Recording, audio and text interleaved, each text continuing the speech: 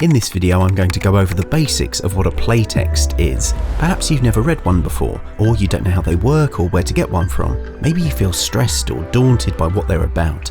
Don't worry, I've got you covered. So these are playtexts. The writer writes a play which a theatre produces, and a publisher then publishes the play in playtext form. Plays are often first published when they're put on or premiere at a theatre for the first time. Some writers have collections of their plays, meaning that the publisher republishes several of their plays in a single book. This is Ella Hickson's Plays 1, Dennis Kelly's Plays 1, and Debbie Tucker Green's Plays 1. Let's take a look inside a playtext. This is Light Falls by Simon Stevens.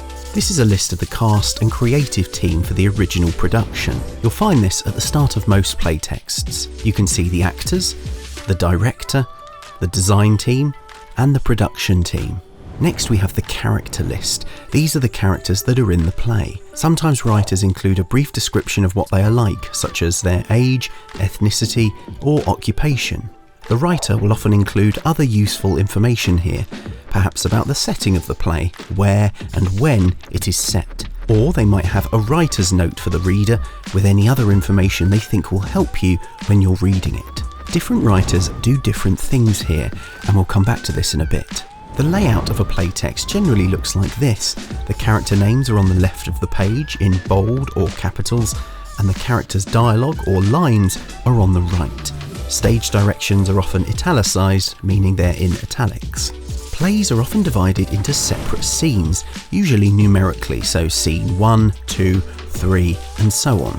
They can also be divided into acts. Shakespeare plays, for example, have 5 acts and a number of scenes within each act. When referencing part of the play, you could say Act 2, Scene 3.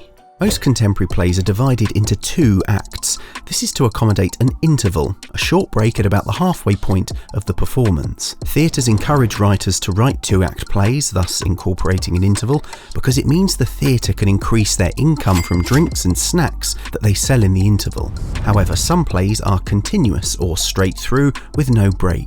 A play could even be in real time, meaning the audience watch 90 minutes of continuous stage action all in a single location. Plays like The Mountaintop by Katori Hall, Blackbird by David Harrower, or Faces in the Crowd by Leo Butler are plays that do this. More and more in contemporary texts, writers use their own formatting and style to clarify meaning and intention. Let's have a quick look at a few of the vastly different writing techniques used by playwrights in their published playtexts. At the start of 100 Plays for the First 100 Days by Susan Laurie Parks, she offers up a roadmap to her slightly unconventional theatrical elements. Many playwrights offer variations on this in the text before the play begins. At the start of Little Light by Alice Birch, she spells out clearly what every piece of punctuation means.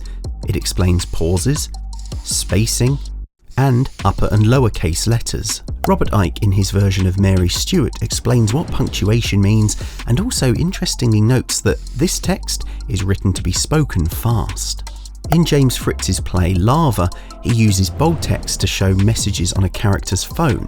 He also uses ellipses as a way to signify a jump in time. The scenes flow forwards rather than regimentally stopping and starting. This is the writer's note from the start of Blank by Alice Birch. It offers detailed information about how the play works. She does a similar thing in her play Revolt. She said revolt again. This is one of the most intriguing and inspiring writer's notes that I've ever read, especially this last line. Most importantly, this play should not be well behaved. At the start of Shedding a Skin by Amanda Wilkin, she offers this brief but vital information about how italics and emboldened words work. Words in bold operate in a different space to the rest of the play, a moment of connection somewhere else. Famously, Arthur Miller, in his 1954 play The Crucible, offers a multi-page overture at the start. This is unique because it's inside the play itself, not a separate note from the writer, but it technically forms part of the narrative and the story. Many of Carol Churchill's plays have several ambiguous components to them.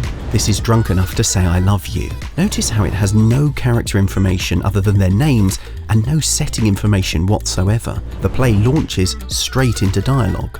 Character descriptions vary too. This is how Sarah Milton describes her characters in her play Lucy Light.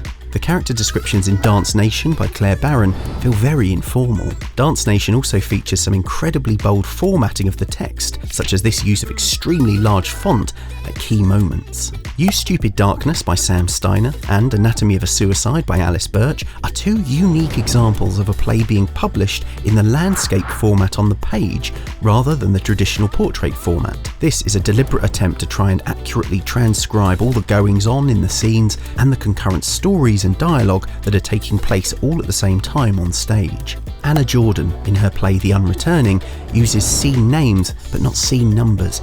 Each scene has a title to encapsulate what it's about. Bryony Lavery is a writer who enjoys a very poetical style. This is from her adaptation of The Lovely Bones by Alice Sebold. She kicks off with this writer's note stating that this text is a manual for actors. Also, her plays use scene titles as well as numbers. She uses bold type on her stage directions. The stage directions have a rhythm to them too, offering the reader more colour and feeling than simple, bland, factual statements. As you can see, playwrights use a wide range of different formats and styles. These choices are all designed to help bring the play to life in your imagination, or to help you speak the words, or physically stage it. You can buy plays or playtext from several places. Amazon has the vast majority of published plays for sale, but you can also order them direct from the publishers. The main publishers in the UK are Nick Hearn Books, Faber and Faber, and Methuen Drama, which is a division of Bloomsbury. Oberon Books published a large number of plays too. They're now owned by Bloomsbury and publish plays under the Methuen Drama name. Some bookshops, such as Waterstones, will sell a very small selection of plays, often in a poetry and drama section. The best bookshops by far for browsing and buying plays are the National Theatre Bookshop, the Royal Court Bookshop, and Foyles on Charing Cross Road in central London. A playtext costs about £10. A collection of plays will cost around £15. If you can't get to these bookshops, sign up to Drama Online, which is a subscription service with thousands of plays available to read online. And that's an introduction to playtexts. Happy reading. Thanks for watching. If this video helped you, please give it a like, subscribe to the channel and ding the bell too. Also, check out these other videos, especially 10 tips for reading plays, which I think you'll find really useful. All the best.